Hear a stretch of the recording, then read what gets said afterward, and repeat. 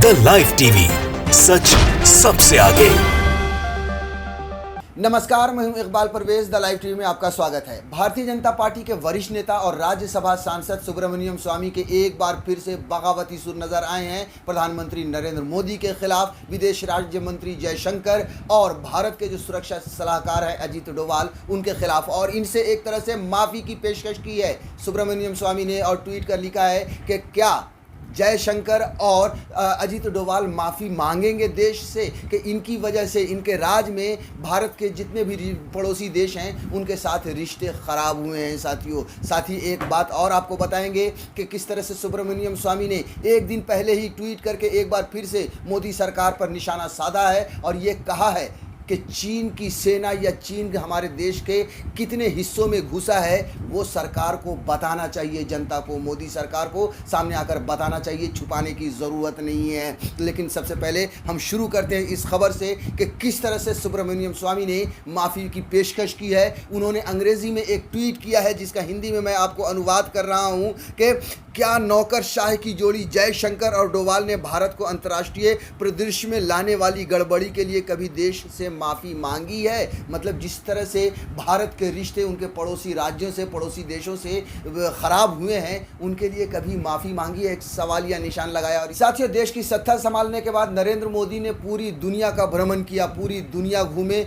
कहा गया कि पूरी दुनिया के साथ अच्छे रिश्ते होंगे, निवेश आएगा भारत में, लेकिन ना ही निवेश आया और ना ही दुनिया के बहुत सारे मुल्कों से अच्छे रिश्ते हुए। बल्कि अगर आप देखिए तो बहुत सारे मुल्कों से जो पड़ोसी देश थे उनके साथ भी रिश्ते ख़राब हुए हैं। और यही वजह है कि सुब्रमण्यम स्वामी ने एक बार बगावती सुर अपनाते हुए निशाना साधा है और कहा है कि क्या इन्होंने माफ़ी मांगी है। सुब्रमण्यम स्वामी आगे कहते हैं कि उन्हें खुली छूट दी गई, उन्हें यानी अजीत डोवाल को और जयशंकर को। उन्होंने लिखा है कि उन्हें खुली छूट इसलिए दी गई क्योंकि मोदी समकक्ष स्तर के राजनेताओं पर नहीं बल्कि नेताओं पर भरोसा करते हैं। अब हम अपने सभी पड़ोसियों के साथ गड़बड़ कर रहे हैं, मतलब पड़ोस के जो देश हैं उनके साथ गड़बड़ कर रहे हैं, रिश्ते ख़राब हो रहे हैं। अब आप देखिए कि अफ़गानिस्तान कहें या फिर तालिबान कहें, वहाँ से तो ख़राब हो ही चुके हैं रिश्ते। तालिबान ने खुली चुनौती दे दी है, खुली धमकी दे दी है भारत को कि अगर आपने किसी भी तरह की सैनिक कार्रवाई करने की सोची तो फिर अंजाम भुगतना पड़ेगा। ये बड़ी खबर आ रही है अफ़गानिस्तान से, तालिबान से साथियों। और भारत एकदम खामोश बैठा हुआ है, उसने एकदम चुप्पी साध लिया है। ऐसा लग रहा है कि हमारे देश के जो प्रधानमंत्री का जो 56 इंच की छाती के लिए जाने जाते हैं उनकी छाती 0 इंच की हो गई है। वैसे भी ये कमज़ोरों के सामने ही इनकी छाती 56 इंच की होती है। साथियों, हम वो खबर भी आपको बता देते हैं कि किस तरह से कहा है। और एक खबर जो बड़ी आई है 2 दिन पहले ही कि भारत के जो नागरिक अफ़गानिस्तान में जो फंसे हुए हैं उन्हें खुद निकलना होगा, यानी सरकार उनके लिए अब कोई इंतज़ाम नहीं करेगी। अब आप अंदाज़ा लगाइए कि भारत की सरकार, नरेंद्र मोदी जो दावा करती है कि इस देश की हर नागरिक की सुरक्षा की जाएगी, हमारा 56 इंच का सीना है, अब भारत की सरकार ने भारत के नागरिक को अफ़गानिस्तान में छोड़ दिया है और ये कह दिया है कि साहब आप खुद से वहाँ से निकलने की कोशिश कीजिए इससे पहले कि फ़्लाइट बंद हो जाए, क्योंकि दिन ब दिन जो है वहाँ पर तालिबान अपनी सत्ता बढ़ाती जा रही है, अफ़गानिस्तान पर अपना कब्ज़ा बढ़ाती जा रही है। अब हम बात कर लेते हैं थोड़ा सा जो उन्होंने धमकी दी है तालिबानियों ने भारत को।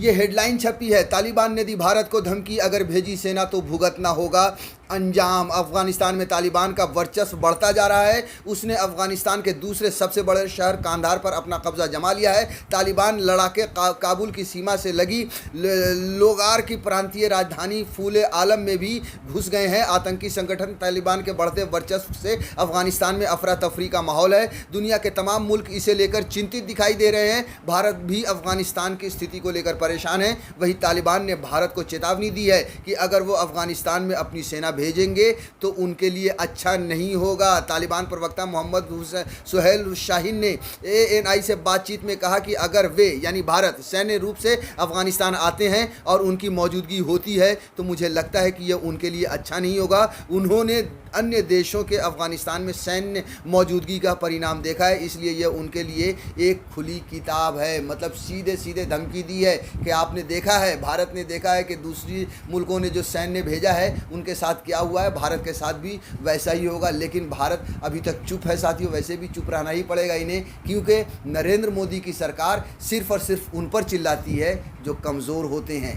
और ये कमज़ोरी की ही निशानी है कि अफ़गानिस्तान में जो भारतीय मूल के लोग हैं, जो भारत के नागरिक हैं, उनको मरने के लिए छोड़ दिया है भारत की सरकार ने। देखिए, अफ़गानिस्तान तुरंत छोड़े भारतीय नागरिक, दूतावास की चेतावनी, फ़्लाइट बंद होने से पहले करे व्यवस्था। अफ़गानिस्तान में तालिबान की बढ़ती हिंसा से पैदा हुए हालात को देखते हुए काबुल स्थित भारतीय दूतावास ने सुरक्षा सलाह जारी की है। मंगलवार को जारी पत्र में दूतावास ने भारतीय नागरिकों को तुरंत अफ़गानिस्तान छोड़ने की सलाह दी है। भारतीय नागरिकों से कहा गया है कि वे भारत लौटने के लिए तत्काल यात्रा की व्यवस्था करें। अफगानिस्तान में मौजूद भारतीय कंपनियों को भी भारतीय कर्मचारियों को तुरंत स्वदेश भेजने की सलाह दी गई है। इससे पहले 29 जून और 24 जुलाई को भी भारतीय दूतावास ने अपने नागरिकों को अफगानिस्तान के हालात को लेकर सलाह जारी की थी। तो ये भारत की कमजोरी ही है साथियों कि इसने अपने नागरिक को वहां पर एक तरह से मरने के लिए छोड़ दिया है। और यही वजह है कि इस खबर के साथ सोशल मीडिया पर कुछ चीज़ें घूम रही हैं। देखिए, एक ने लिखा है, अक्षय कुमार मोदी सरकार की इस कायरता पर भी फिल्म बनाएगा क्या। जी हाँ, आपको याद होगा कि कुछ साल पहले अक्षय कुमार ने एक फिल्म बनाई थी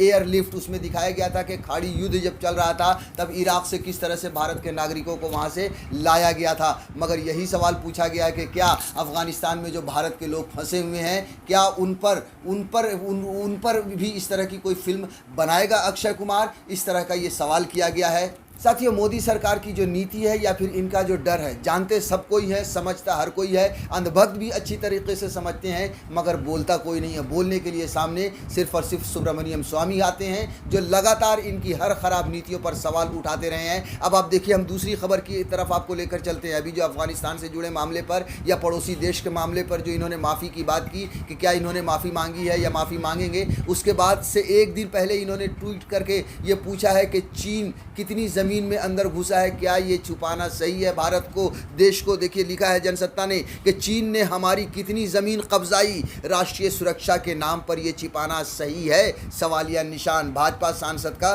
सवाल। अपने बेबाक अंदाज और विवादित बयानों के लिए मशहूर बीजेपी राज्यसभा सांसद सुब्रमण्यम स्वामी ने एक बार फिर चीन के साथ तनातनी को लेकर मोदी सरकार को सवालों के घेरे में खड़ा किया है। स्वामी ने पूछा कि सरकार को बताना चाहिए कि चीनी सेना ने लद्दाख में भारत की कितनी ज़मीन पर कब्जा कर लिया। उन्होंने शुक्रवार को ट्वीट करते हुए लिखा कि मैं पीटीएस से पूछता हूं कि क्या राष्ट्रीय सुरक्षा के नाम पर यह छिपाना सही है कि चीनी सेना ने लद्दाख में हमारी कितनी ज़मीन पर कब्जा कर लिया है। स्वामी इससे पहले भी कई बार चीनी सैनिकों द्वारा भारतीय भूमि पर कब्जे का दावा करते रहे हैं। बताते चलें कि हाल ही में भारतीय सेना और चीनी सेना के बीच विवादित इलाकों में सैनिकों के पीछे हटने का समझौता हुआ था। इस मौके पर सरकार जहां इसे अपनी उपलब्धि करार दे रही थी, तो स्वामी देपसांग घाटी में जारी रार पर सवाल उठा रहे थे। स्वामी लगातार भारत सरकार पर चीन के साथ विवाद को लेकर सवाल उठाते रहते हैं। सुब्रमण्यम स्वामी ने इससे पहले गोगरा पोस्ट पर हुए पीछे हटने की कार्रवाई की खबरों को छल करार देते हुए कहा था कि सरकार को चीन के प्रति आक्रामक रवैया अपनाना चाहिए और जवाबी कार्रवाई की धमकी देकर उन्हें देपसांग दर्रे से खदेड़ देना चाहिए। साथ ही वह पीएम मोदी और शी जिनपिंग के बीच हुई मुलाकातों पर भी सवाल उठाते रहे हैं। साथियों,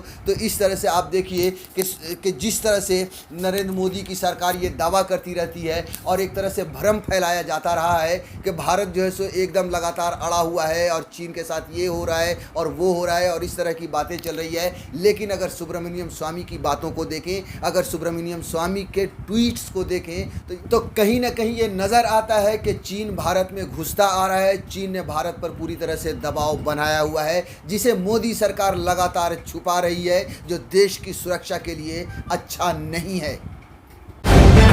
द लाइव टीवी, सच सबसे आगे।